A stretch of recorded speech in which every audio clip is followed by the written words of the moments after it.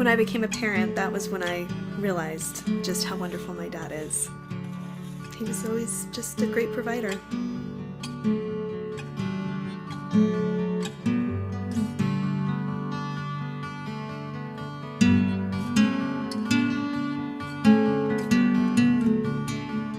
When he wasn't working, he was always there for us. He always made sure that we were happy, and he made us happy.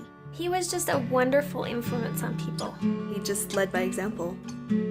My dad said when I married Bill, he said, "You'll never go without. He will provide for you."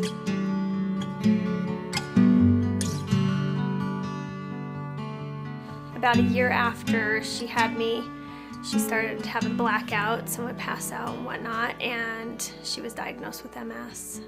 They had indicated that obviously there's no cure for multiple sclerosis. The divorce rate is fairly high and it's very stressful on a marriage. And my mom was concerned about my dad and where she would be a few years down the road, and just basically gave him an ultimatum and said, you know, if you're going to walk, there's the door. Because I'm not going to go down this path with someone who's not going to stay with me. And it didn't take my dad long to make that decision. He turned to her and said, you know, I made this commitment to you, and it's for eternity. He never treated her like a burden, never treated her like she couldn't do anything or excel, or never treated her like, you know, she was a problem. After I was born, my parents were told not to have any more children. They had a child after me that was miscarried, and then right shortly after had a set of twins.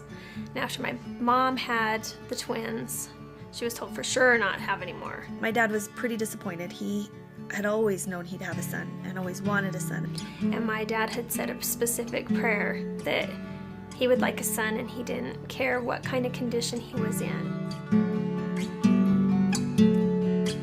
Down syndrome was fairly new at the time. Kids were, for the most part, institutionalized.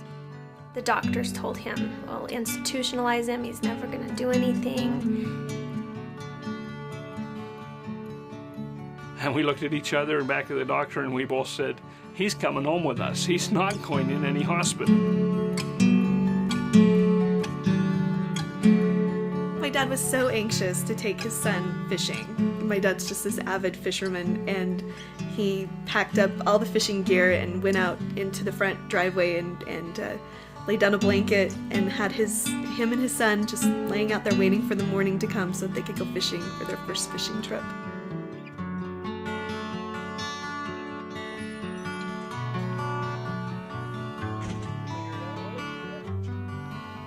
I'm the only son I have from my dad, because my dad said a prayer. I don't care if he wants me like I am, or like I'm like at a cab or not at a cab. Take him down here. And my dad said, say a prayer, and he did it.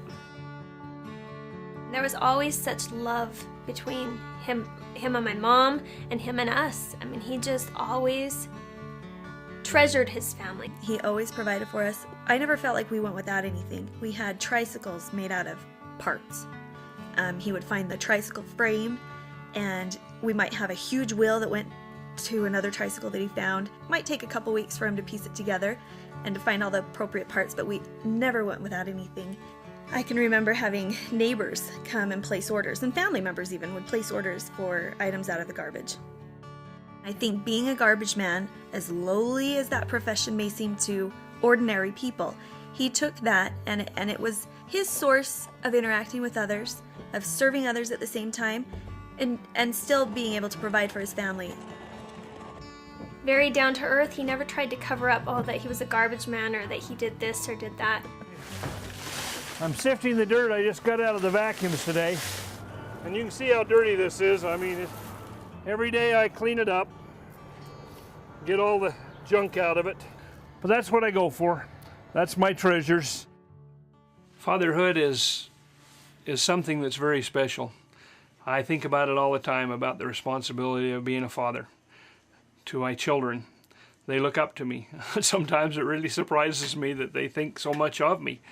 But it's an honor to be a father. It's a special opportunity that our Heavenly Father has given you the responsibility over these spirits that He has sent down into your home, to watch over them, to nurture them, to give them blessings. Blessings are a very important thing that I think families need to have. I think a lot of families don't realize the importance of a father's blessing. But I am very thankful that I am a father, that I have the opportunity of providing for my family. The money that I find, people throw it away every single day, and this coinage I clean up, and that's what I use to take my family and my grandkids to Southern California to the amusement parks every single year for 34 years.